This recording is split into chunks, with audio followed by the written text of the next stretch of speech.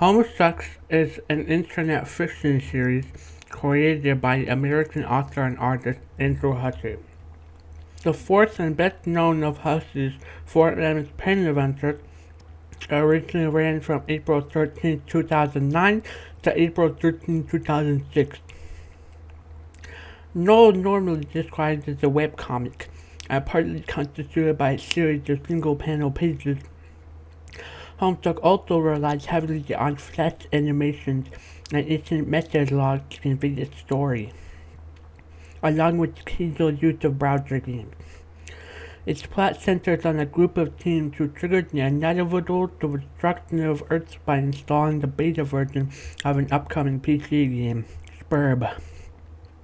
The teens soon come into contact with a group of internet trolls who are revealed to be horde aliens, and each trolls work with kids to create a new universe by completing the game. It has been noted for its complex and non-linear plot, considerable length at over 8,000 pages and 800,000 words, intensely devoted fan community. The success of Homestuck has resulted in numerous related projects and sequels, including the High Swap series of adventure games. In 2009, on 13-year-old John Egerbert's birthday, he received a beta copy of an upcoming computer game, Spurb. Upon installing the game on his computer, he triggers a real-life meteor storm as the massive meteor approaches him, with the countdown slowly ticking down to when it will collide with his house. John survives only by being transported to a place called the Museum. John's friends Rose Lalonde, Dave Strider, and Jade Hartley join him in the game along with the Guardians, and they learn that playing the game has inadvertently triggered the destruction of Earth and that they must be Spurb to create a new universe. John and his friends are attacked by a ruthless villain known as Jack Noir while exploring the museum. As this is going on, John and his friends are also harassed by a group of 12 internet trolls whose own session of Spurb was a failure that they blamed kids for. Among them, Karkat Ventus, Kanaya Miriam, Tadezi Pedrope, and Ruzka Circuit each develop a relationship with 4 humans, and the trolls are revealed to be an alien species called trolls. The narrative shifts to a side story arc about the trolls and the specific sequence of events that led this group to play their own session for the game. The group and the troll society as a whole is manipulated by the enigmatic Doc Scratch, who serves an even more mysterious master. The trolls win their session and a new universe. The universe the kids inhabit is created. But before they can claim their prize, they are attacked by Jack Noir and forced into hiding, where they begin to troll the kids via a chat program. Returning to the present, the two species cooperate to salvage game section. However, Vriska sabotages key events which result in the kids accidentally empowering Jack Noir from a seemingly adversary to a seemingly invisible monster. Rising tensions among the trolls and eventually boil over, and some begin to attack and kill others. Almost half of the group, including Vriska, dies before Karkat manages to restore order. From Doc Scratch, the kids learn about a game mechanism called the Scratch that allows the humans to reset their session to escape Jack, but will also inadvertently summon Lord Incubus, Doc Scratch's master, who seeks to dominate overall reality. Executing the Scratch resets the kids' universe, and versions of themselves become guardians to a new group of players, or versions of their own ancestors. As a result, John's late grandmother, Jane Crocker, is 50 years old and the protagonist of the new arc.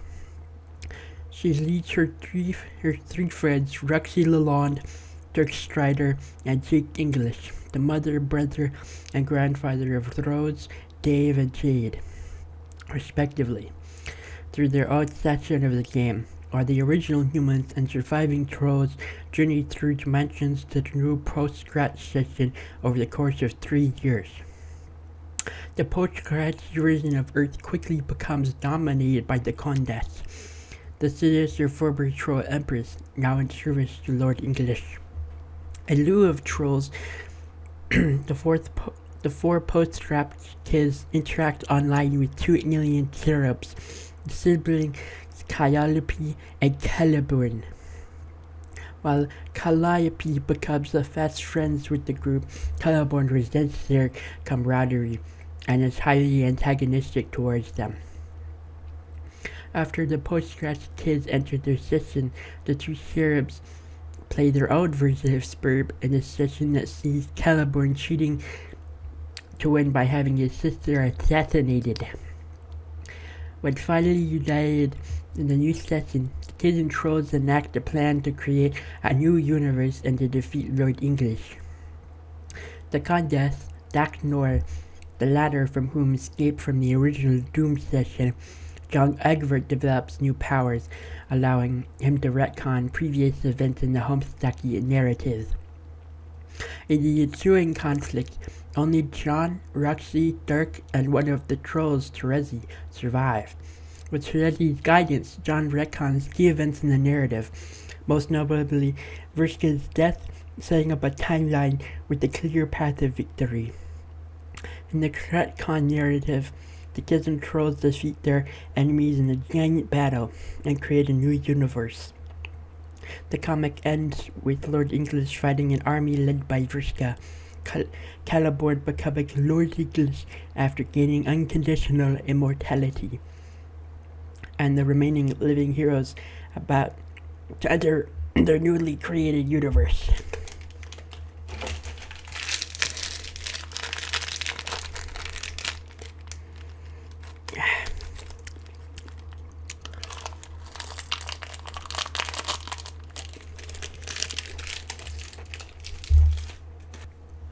While nominally a webcomic, Homestuck consists of a combination of static images, animated GIFs, and instant message logs. Generally, pages include a single panel, and navigational links to special pages are read similarly to comics in interactive fiction games. Additionally, unlike previous work from Andrew Hesse, which exclusively relies on GIF images or animation, Homestuck introduces complex animations in browser games media with Adobe Flash, many involving contributions from fan artists. According to academic Calvin Vale of Massey University, Homestuck uses these various methods of engagement to manipulate its readers' experiences in order to tell a multi-layered, non-linear story. The basic premise of Spurb has been described as similar to games like The Sims, Spore, and Earthbound, as in Hussey's prior webcomic Problem Sleuth. The adventure is characterized by time travel, mystery, a complex fictional universe, and frequent references to pop culture and previous adventures. Changes from previous stories include an emphasis on contemporary society, such as online gaming and internet culture, which contrasts with the historical settings of MS Paint adventure comics, Bard Quest, and Problem Sleuth. Hussey first launched an early version of Homestuck, the Homestuck Beta, on April 10, 2009. The Homestuck Beta was published only 3 days after Problem Sleuth and ran until April 13, 2009.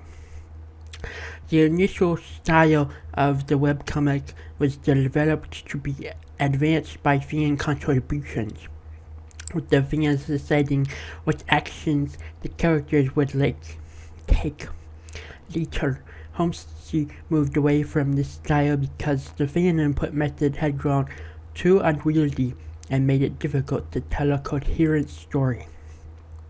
While Hussey now controlled the main plot of the story and the characters' actions, he still visited fan blogs and forums to figure out small things to add to Homestuck. However, throughout its run, content within Homestuck was ceased to update in several named pauses. The most famous of these pauses was the result of Andrew Hussey taking a full year to solely focus on the production of Hiveswap in the Gigapause. On April 13, 2006, Hussey released the final chapter of the webcomic, a 9-minute long animated short titled X7. Hussey stated that an epilogue to the webcomic would be released at some point in the future. In late 2016, the comic updated with a credit sequence and more panels form of a Snapchat story. By the end of its run, the entire work contained over 800,000 words across at least 8,000 pages. After its completion, writer Ben Tolkien said, "Do I recommend Homestuck? Should you drop everything and start reading it? You can't. Homestuck is over. I mean over." Knight said that it isn't updating. Homestuck, the masterpiece, was the event, the community, the switching pace of updates, the constant chatter between fandom and the author. Homestuck is done. If you missed it, you missed it. Rob Bazita added that reading Homestuck now would be like buying a DVD of Woodstock. It doesn't matter how well they played or how pretty they are. That matters being there. In 2018, Hussey partnered with Wiki Media to release physical versions of Homestuck.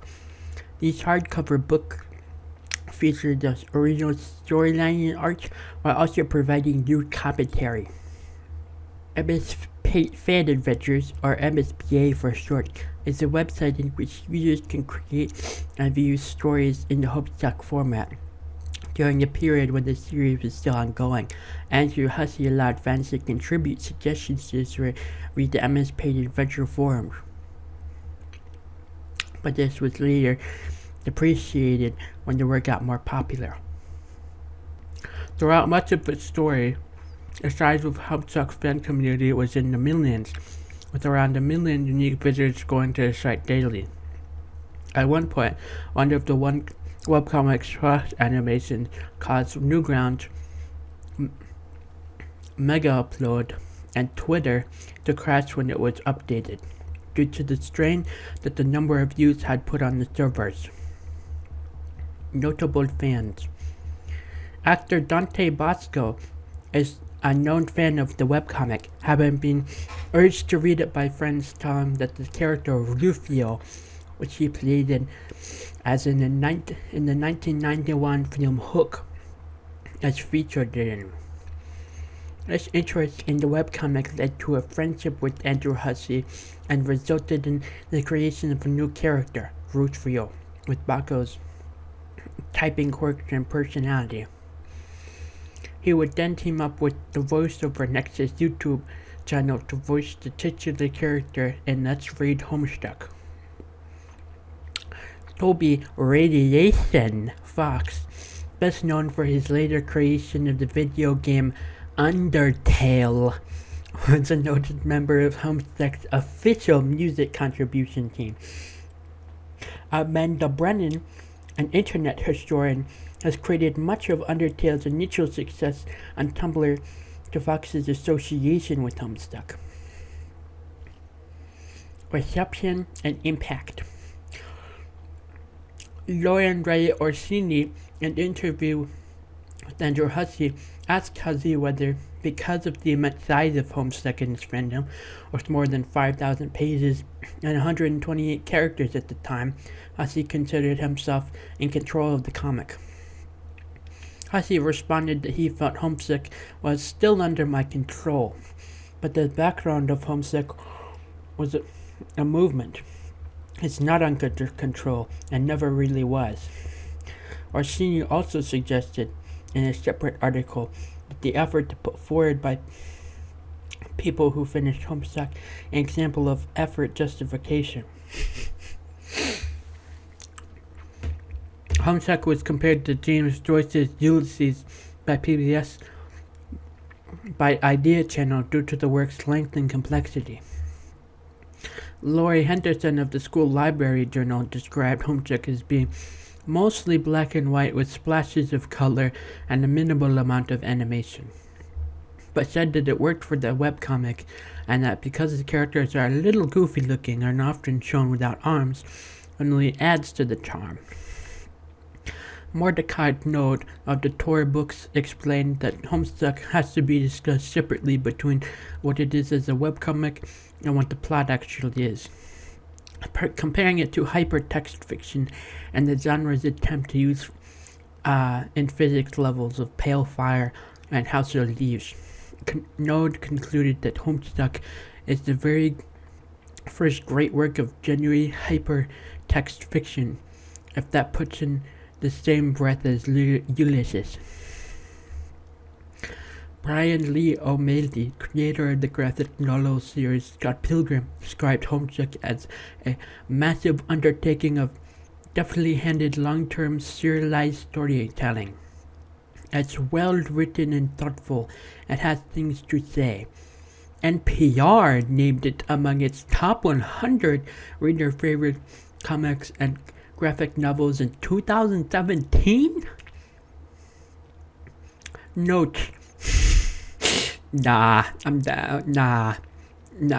This end date does not count the credits or photos posted on the official Homestuck Snapchat. The Teribs are green skeleton creatures named for biblical cerebium. Fitting the name, the mature form of this species has wings evoking